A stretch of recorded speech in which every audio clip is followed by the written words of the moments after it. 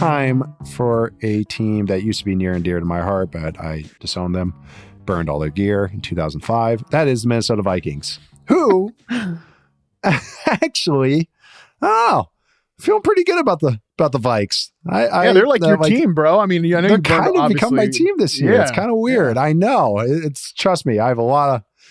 You're gonna have to see a shrink about this. There's just a lot going on here that's really confusing. I got confusing feelings about this, but parsing through the numbers, I do that. I like to look at the combined success rate, explosive play rate, sex rate, suplex rate. One of my followers suggested. There we go. I really like that suplex rate. The family friendly. Yeah, I like that. It kind of fits. Wrestling fan. They're the only team that are top 10 on offense and defense in this metric. 8th in offense, 4th in defense. I think that's significant that they are a team on early downs, especially that are been consistent on both sides of the ball. My concern, even though I just said that they've been consistent, my concern is team volatility, specifically their quarterback and specifically their defense. They are actually built to go on a run. And this is why I kind of keep coming back to the Vikings. It's just they have a quarterback that can hunt the big plays. They have an offensive design that's meant to hunt big plays. They will take 4 sacks. I can only imagine the offensive line coach complaining to his wife at night about the sack numbers because that's all they care about. But wins and points are really nice. So they are a team that will take those negative plays yardage-wise and offset them with chunk after chunk after chunk. And it's just every week, it's some new layer that this offense is adding. Addison unlocking, Hawkinson's getting healthier and healthier. And of course, Justin Jefferson, the run game is pretty solid. Like they are able to at least rely on this run game when they need to. Is it the most kind of like at you and physical? No. And that may be a concern maybe I'll bring up as well. But I do think it can be explosive and they can rely on it, which is a big difference from offenses of the Vikings have had in the past. But they just have that, I just said they can go on a hot streak. Darnold is dice roll Darnold. He can go on a cold streak too. And that's really what the concern can be, is that what if he just doesn't shoot himself out of this rut? Like that's kind of what they do. Hey, negative plays are happening. Keep going. Just keep pushing. Keep shooting. That's what the offense is based out of. That can crap out. In the playoffs, that can just crap out. When you're based on hunting those explosive plays, which is something that you need, and I'll keep emphasizing this for the next month and a half because it is something I believe in. I even did a little thing. I think like the 14 playoff teams, they're all in like the top. I would say like 12 of them are in the top 15 in explosive pass rate.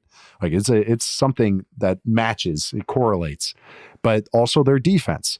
I've seen this defense. I think maybe that Rams game's in my head a lot, where if you have an offense that can run it and is consistent running and a quarterback that's willing to hang in there and can read blitz looks and read funkiness, they can get gashed. Now, how many teams have that though? That is where I kind of come back is the Rams do. All right, look at the other NFC teams that they might face. The Lions could do this. They have gashed this defense in the past, but maybe the defense can't hold up. You got to have negative game script. Eagles, great run game. Not sure how Hurts can handle the blitz and all the funkiness and the drop 8. So that's TBD. Bucks, improved run game, pass game. They can go hot and cold. Rams already talked about. Packers have shown that they can gash this. So to me, it's just that teams that they might face in the playoffs actually have a path against this defense that can give a lot of offenses issues. Really like the defense. Of course, it's a top 10 unit to me. Just think that they can get got against the good game plans and the good quarterback. So that would be my concern, is that if they don't add maybe that little playoff layer, I do think Flores will, but maybe just something to limit maybe some of the punches that they take, some of the haymakers that they take, but easier said than done because this is kind of their identity as well. It's kind of hard for me to go, stop doing what you're doing that works so well. That's just hard for me to say. So I would say defensive and quarterback volatility would be my concern if I too long didn't read this. No, yeah, and I mean they're a live by the sword, die by the sword defense. In addition to being live by Sam, die by Sam on offense, and there's been a lot more living than dying. Nobody cares about my fantasy teams, Nate, but it was probably justice for all the Sam Darnold oligarchy talk that I did at you earlier this year. That my dynasty team in the reception perception sicko league, it's like people that subscribe to my website, I was actually riding Sam Darnold as one of my Superflex quarterbacks into a playoff run. And of course, last night just didn't get enough to. Caleb Williams is the other Superflex quarterback, so he's he's the guy I'm really mad at. So you're just watching it like. This is, like, please, Sam. It's actually it's really Justin Jefferson. I mean, come on, catch that pass going in the end zone. We're moving to the next round, and again, Bears be normal, and we're not having this conversation. But it was probably justice. All the junk I talked about Sam Darnold oligarchs, and my Sam Darnold dynasty team does not get to move on. But anyways, I Darnold in one dynasty league. I traded him for picks and Tucker Kraft, and that was a lot of fun. It was fun to get some Tucker Kraft shares. Tucker Kraft also umbrella. On this team too. This is a weirdly like a Nate Tice dynasty team.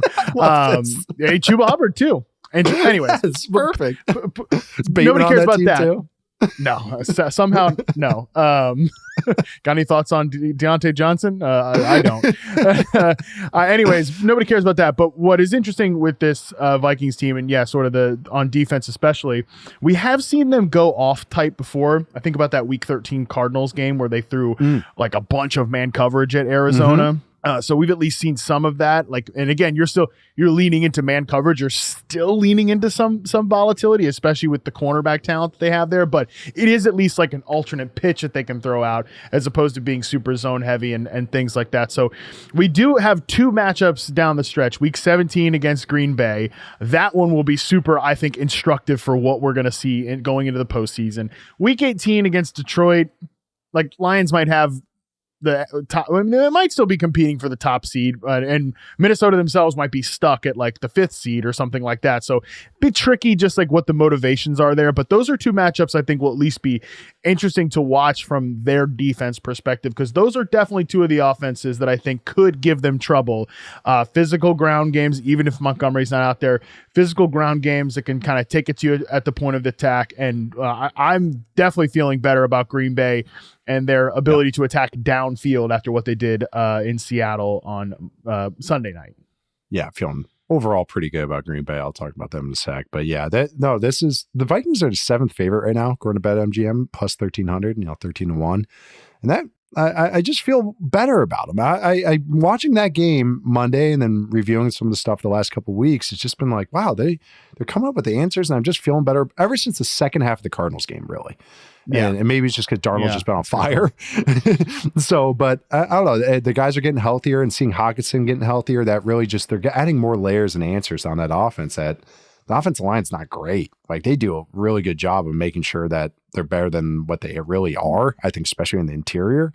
So maybe that is another weakness, is offensive interior. But the thing is, so far, they just keep attacking because they change up the protections and they do a good job with it. So, yeah. To me, it's Addison's emergence that's really changed the way I think about this team, because I've been like not low on Addison, but I've just been kind of like lukewarm, I guess, maybe. Yeah. Lukewarm is probably a good way of putting it. I had him ranked as like a, late first, early second type of prospect. So right about where he went, had no problems with where they took him, especially with the idea in which the Vikings took him, which is, hey, you're going to have so many easy looks. You're going to face a lot of just single like zone coverage type looks, and you're going to be able to smash those. Well, guess what? That's exactly what he's doing right now. I mean, since week 11, he is almost 3 yards per route run against zone coverage. He's been, all right, if you're dedicating extra attention to Justin Jefferson, we're going to smash whatever like in breaker, some more outbreakers too, which has been nice. I think him putting up this type of production has been, again, just sort of maybe challenging my preconceived notions on him, that he's not quite in the Devontae Smith, T. Higgins, Jalen Waddle like that. Man, you've got a guy that, like, what would he look like as a number one on another team? I don't know if I'd feel that way about Addison. I definitely didn't feel that way going into the season, but he's at least pushing me on that perspective, that I just think that him and Hockenson being such a man coverage beating tight end, that really just gives, again, you said, so many answers. Yeah. Yeah, it's not like a 1B is a 2A. It's like, just that little tier difference, but I'm totally with you. Yeah, it's just really cool. Maybe because I've just been paying attention to this offense for a while, and having Jefferson there and just seeing how O'Connell uses those opportunities is cool. But now Addison's taking advantage of them. So yeah, and they're giving him more touches with it.